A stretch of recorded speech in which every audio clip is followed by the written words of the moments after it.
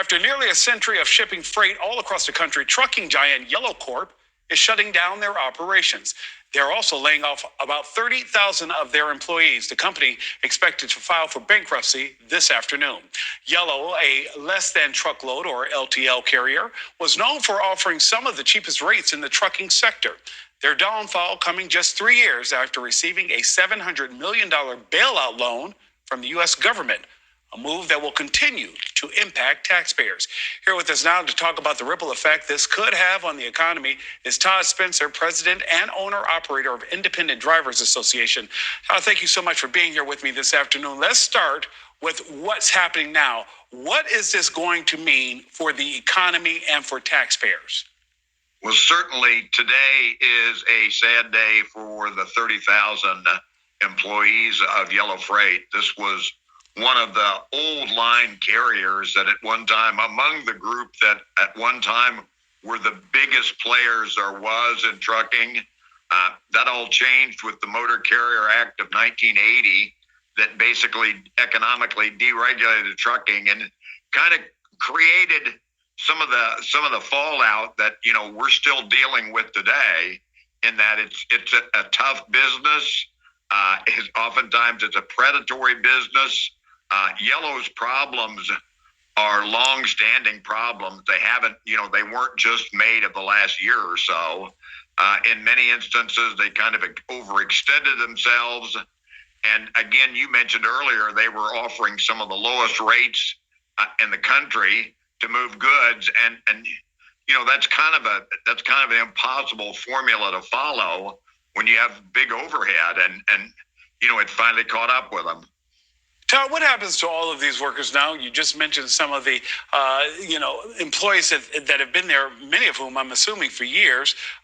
We do know that there's also a shortage in the trucking industry. Does this automatically mean, Todd, that some of these men and women who have been driving for Yellow will find employment, or is that not guaranteed? Good drivers, good workers can always find employment. It may not be at the same level economically that it was previously. And, you mentioned a minute ago, one of the biggest myths in trucking, in that there's a shortage of drivers. There's not a shortage of drivers. There is a shortage. The problem is retention.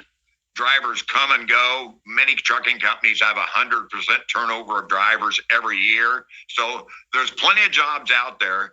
Good people can fill those jobs. And hopefully, now, any kind of a job move is going to be strenuous. And it may not be as good. But, again, this isn't the best of time for anyone. We're optimistic that things will look up going forward. Todd, you said something there that I want to circle back on. You talked about retention. What's happening in the industry that is so hard to hold on to good drivers with experience? Well, realistically, the job of trucking isn't like others in that the work weeks are quite frequently 70 to 80 hours long.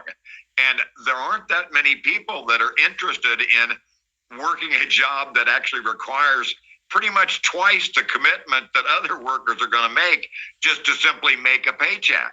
And for many truckers, that they live their lives out on the road. And that's not an easy gig either.